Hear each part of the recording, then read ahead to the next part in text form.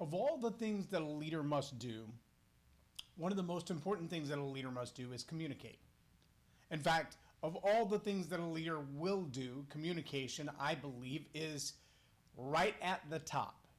You can't influence people if you can't communicate well. And well, you can't communicate well, and all good leaders know this. You can't communicate well if you can't connect with the people, and you can't connect with the people that you're communicating with unless you know how to read people.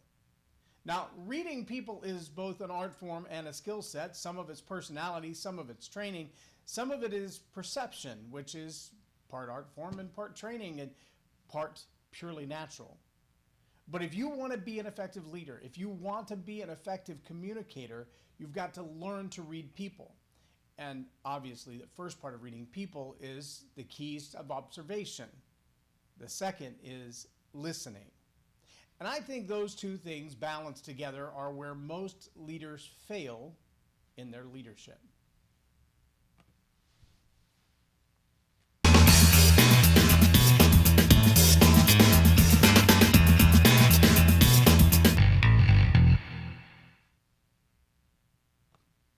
I'm J Loren Norris with Leading Leaders Podcast, and I can tell you time after time after time as I've worked with coaching clients, what I find is that they have this desire to lead in a way where all of the communication is hinged around what they intend to affect as the change or the direction that they want the people, the group, the organization to go.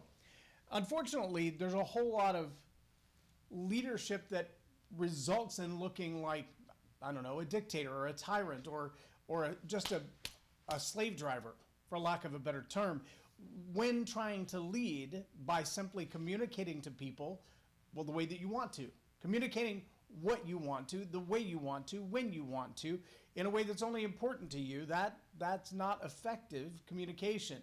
And it makes the leadership look like you're just driving the horse in one direction. For communication to be effective, you've got to figure out what it is that motivates the people that you're communicating with. Now, we've all heard about leadership motivation. We've all heard about how you get your people to do what you want to do. Of course, there's incentives. You can pay them more or you can reward them differently. When I was in sales, it was not uncommon at all to see that we would be incentivized for a particular new product or a particular new process. Something that was just rolled out, and the product team that would roll that out would say, hey, we'll give you a little bonus if you sell 2 of these. What they often failed to recognize that was by getting that little bonus, selling 2 of these, we could actually make more money than if we sold the core product that we were supposed to be selling in the first place. That we could actually sell the ancillary items and make more money as sales reps than selling the product that kept the business in business. And so that incentivizing is an effective way to lead. It's an effective way to get people to do what you want them to, because you've figured out what their motivation is, and for most sales reps, it's money. That's why people go into sales jobs to begin with, because they like money. Well, it's not hard to incentivize a sales rep then with money. What about the people who are not in sales? How do you incentivize them? Well, time off or bonuses or extra forms of money or vacations or special trips, incentive trips. Almost every company that has a sales function or a marketing function has an incentive trip. That's how you motivate people. But here's a question very few of them take the time to ask, and that is, what is your motivation? What causes you to do what you do? What would cause you to do what you already do even better than you do it right now?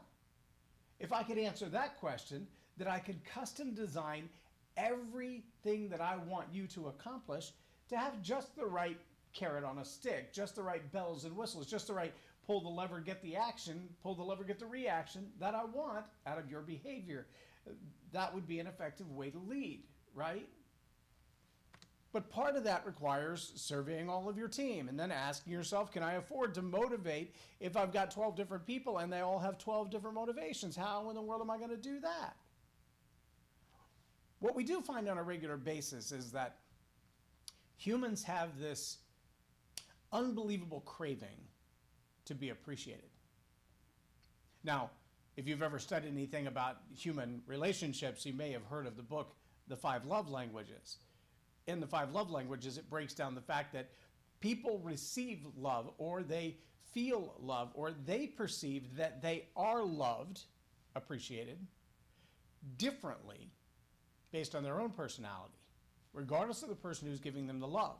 And so the irony is the person receiving love may receive love through touch. They may receive love through gifts. They may receive love through words of encouragement. They may receive love through seeing you do something for them, serving them.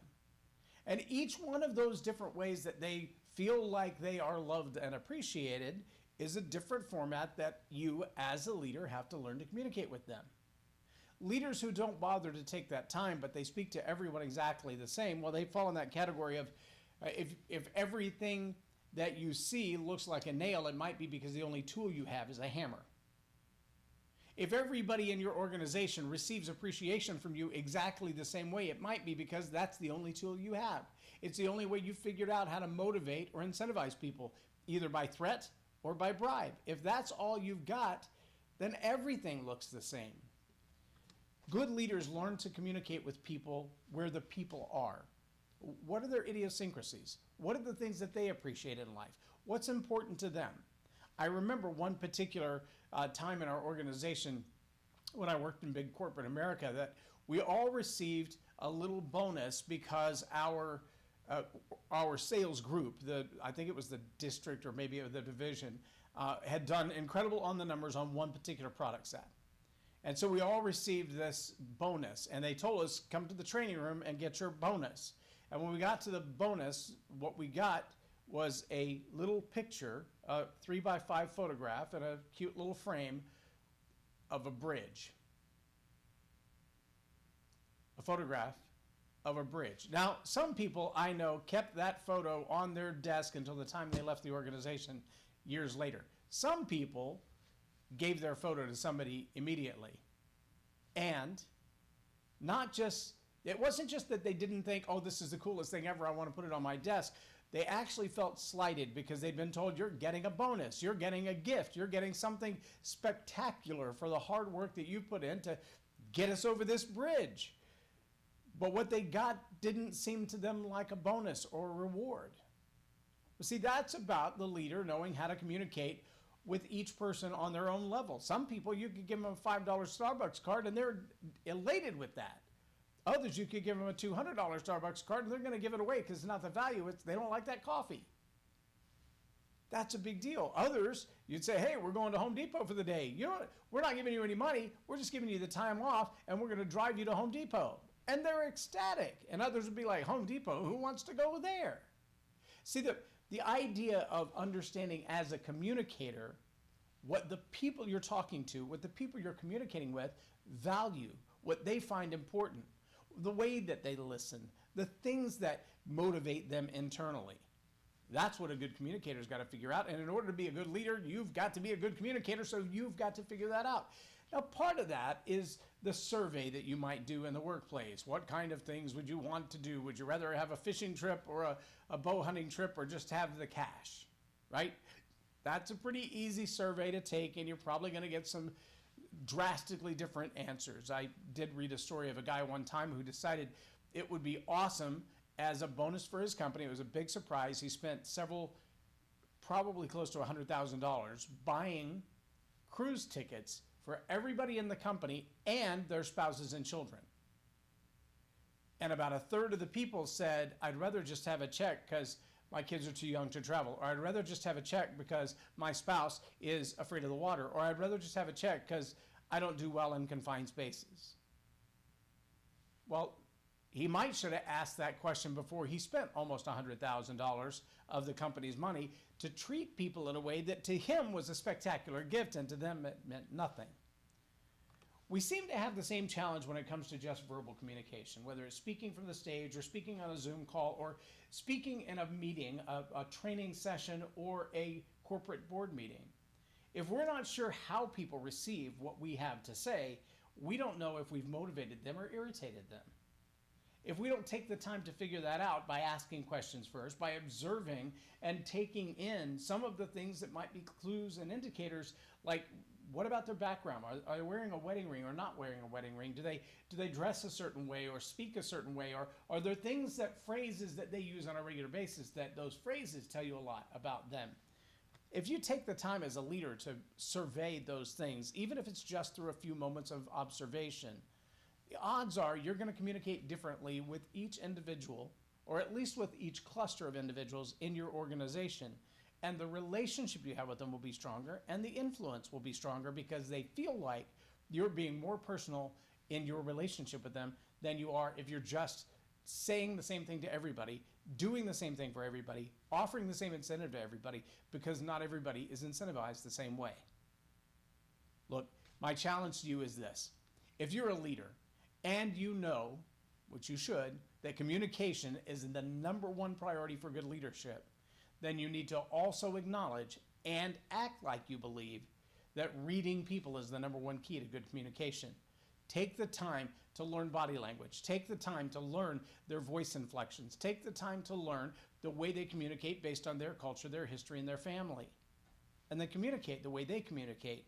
Not only will they feel more appreciated, they will feel like you've taken a specific interest in them. That will make your communication more effective and your leadership more effective. I'm J Loren Norris with Leading Leaders Podcast for Tell It Like It Is TV. Have a blessed day.